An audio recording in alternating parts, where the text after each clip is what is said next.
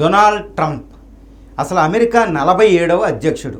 ఈ 47వ అధ్యక్షుడు ఒక సంవత్సర పాలన చూసి అమెరికన్ ప్రజల్లో ఒక రకమైన గందరగోళం. అసలు అమెరికాలో ఏం జరుగుతుంది, ఆయన ఏ ప్రామిస్తో ఆయన కమలా హారిస్ని ఓడించాడు అమెరికా ఎలక్షన్లో. అంటే ఏ ప్రామిస్లు అంటే అమెరికా ఎకానమీని రికవర్ చేస్తా, అమెరికా గ్రేట్ అగైన్ చేస్తా, అమెరికా గ్లోరీని మళ్ళీ పెంచుతా అంటూ ఒక పెద్ద ప్రామిస్ చేశాడు. తర్వాత ట్యాక్స్లు కట్ చేస్తానని మాట్లాడాడు. అమెరికాలో ఉద్యోగితను పెంచుతాను, ప్రపంచంలో అమెరికా యొక్క గొప్పతనాన్ని మళ్ళీ తీసుకెళ్తాను, ప్రపంచంలో యుద్ధాలను ఆపుతాను అంటూ ఆయన వచ్చి తీవ్రమైన అల్లకొల్లాలు. అమెరికాలో డోజ్ అని ఎలన్ మస్క్ అధ్యక్షతన డిపార్ట్మెంట్ ఆఫ్ గవర్నమెంట్ ఎఫిషియన్సీ అని పెడితే అది ఫెయిల్ అయిపోయింది. మస్క్ బయటికి వెళ్ళిపోయారు. మస్క్ కాస్త మస్క్ అయిపోయారు అనమాట. ఏం చేయాలో తెలియడం లేదు. అక్కడ యుఎస్లో వడ్డీ రేట్లు ఘోరంగా ఉన్నాయి పరిస్థితి. ద్రవ్యోల్బణం పెరుగుతుంది, డాలర్ విలువ తగ్గుతుంది, డాలర్ విలువ తగ్గిపోతుంది అనమాట. ప్రపంచంలో యుద్ధాలు ఆపలేని పరిస్థితి. కొత్త యుద్ధాల్లో అమెరికా వెళుతుంది. ఆయన డైవర్షన్ పాలిటిక్స్ చేస్తున్నారు. అమెరికా ప్రజల యొక్క మనసుని వేరే దానికి కాన్సన్ట్రేషన్ చేసి దానికి ఆయన డైవర్షన్ పాలిటిక్స్ చేస్తున్నాడు. గాజా రగిలిపోతుంది. అమెరికా ఫ్రెండ్స్ అమెరికాకు దూరం అయిపోతున్నాయి. ఇండియా, జపాన్, సౌత్ కొరియా లాంటి అమెరికాకు దూరం అయిపోతున్నాయి. యూరోపియన్ కంట్రీస్లో అమెరికాకు దూరం. అమెరికా ఒంటరిది అయిపోయింది. అమెరికా పేరుపోతుంది ప్రజాస్వామ్యం. అక్కడ దాంతోపాటు అమెరికన్స్ ఎందుకు ఆగ్రహంతో ఉన్నారంటే అమెరికా పరిస్థితి ఘోరం అనమాట. అంటే ఏంటి, అమెరికన్ కాంగ్రెస్ని పక్కన పెట్టి రాజ్యాంగ సంక్షోభాన్ని ఒక రకంగా తీసుకొచ్చాడు. ఎందుకంటే ఆయన జనవరి 20, 2025 పదవిని స్వీకరించిన మొట్టమొదటి రోజే ఆయన 26 ఎగ్జిక్యూటివ్ ఆర్డర్స్ మీద సంతకం చేశాడు. అది అమెరికా చరిత్రలో ఒక హయ్యెస్ట్ అనమాట. ఆయన ఫస్ట్ ఇయర్లో సంతకం చేసిన ఎగ్జిక్యూటివ్ ఆర్డర్స్ అమెరికా ఆయన అంతకుముందు 4 సంవత్సరాలు 2017 నుంచి 21 వరకే అధ్యక్ష, 4 సంవత్సరాల అధ్యక్షలో ఎగ్జిక్యూటివ్ ఆర్డర్స్ కంటే ఎక్కువనే అనమాట. అంటే ఏంటి, అమెరికన్ కాంగ్రెస్ పార్లమెంట్ని సైడ్లైన్ చేసి నేనే నియంత, నేనే తిరుగులేని అధ్యక్షుడిని, నాకు సర్వాధికారాలు ఉన్నాయని ఆయన చెప్తున్నాడు. ఒక సందర్భంలో ఆయనే అంటున్నాడు అమెరికా అధ్యక్షుడు పవర్స్ ఎవరికి యాజ్ ఎ కమాండర్ ఆఫ్ చీఫ్గా, అంటే ఆర్మీకి నేతగా, ఆర్మీ కమాండర్గా నేను ఏ యుద్ధమైనా చేయొచ్చు, యుద్ధాన్ని నన్ను ఆపమని చెప్పేది అమెరికన్ పార్లమెంట్కి లేదు. నా మొరాలిటీయే, అంటే నా అంతటికి నేనే నిర్ణయం తీసుకునే అధికారం, సర్వాధికారుణ్ణి నేను అని ఆయన అన్న మాటలు ఆయనే ప్రశాంతంగా చెప్పాడంటే ఆయన ఎలా ఫీల్ అవుతున్నాడో చూడాలి.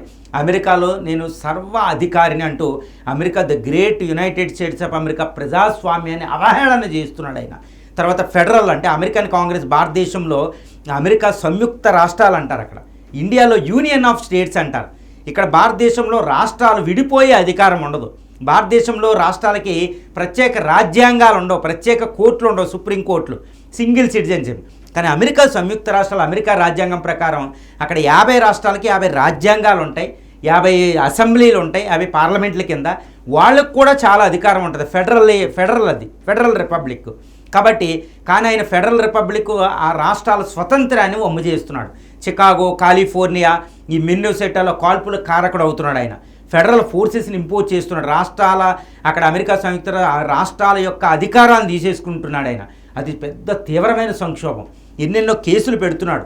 ఇది ఇక భారతదేశంతో పోలిస్తే అమెరికా ప్రజాస్వామ్యంలో చాలా మెచ్యూరిటీ వచ్చింది. అది అమెరికన్స్ భరించరనమాట, చాలా దారుణంగా. అక్కడ బ్లాక్స్ 12% ఉంటారు, వాళ్ళకి వ్యతిరేకంగా మాట్లాడతాడు ఈయన. వైట్ రేస్ సుపీరియారిటీ మాట్లాడతాడు. అబ్రహం లింకన్ చేసిన ఒక అద్భుతమైన యునైటెడ్ స్టేట్స్ ఆఫ్ అమెరికా అంటే సివిల్ వార్ని పరిష్కరించిన దానికి ఈయన వ్యతిరేకంగా చేస్తాడు. అంటే 1789లో అమెరికా రాజ్యాంగం అమల్లోకి వచ్చినప్పటి నుండి ఈ 2025 అంటే మొదటి జార్జ్ వాషింగ్టన్ ప్రెసిడెంట్గా చేసినప్పటి నుంచి, తర్వాత అబ్రహం లింకన్, రూజ్వెల్ట్ ఇలా గొప్పోళ్ళ తర్వాత ఈయన వచ్చారనమాట 47వ.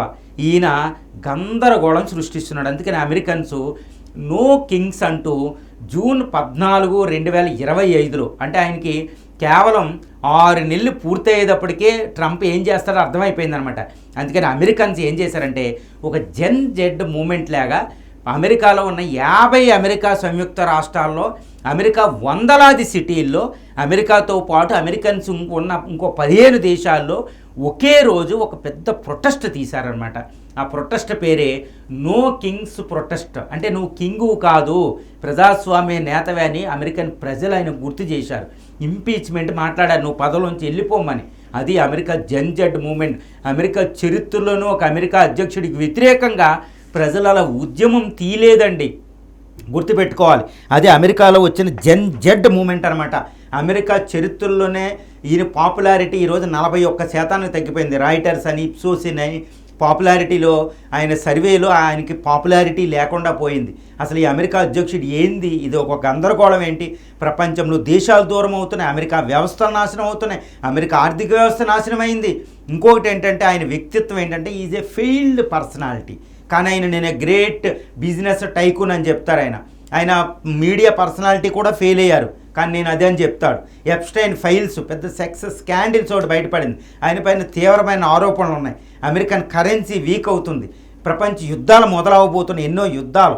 ఇప్పుడు పరిస్థితి ఏంటి, అసలు ఏం చేయాలో తెలియని పరిస్థితి అమెరికన్స్కి వచ్చింది. అమెరికన్స్కి ఇట్స్ ఎ షేమ్ఫుల్ రూల్ అయిపోయింది ద గ్రేట్ యునైటెడ్ స్టేట్స్. అందుకనే ఈయన పదవిలోంచి వెళ్ళిపోతే బాగుండంటూ జెన్ జెడ్ మూమెంట్ వచ్చింది. ఇది తీవ్రమయ్యే అవకాశాలు మనకు కనిపిస్తున్నాయి. ఇంపీచ్మెంట్ అయ్యే అవకాశాలు కూడా మనకు కనిపిస్తున్నాయి.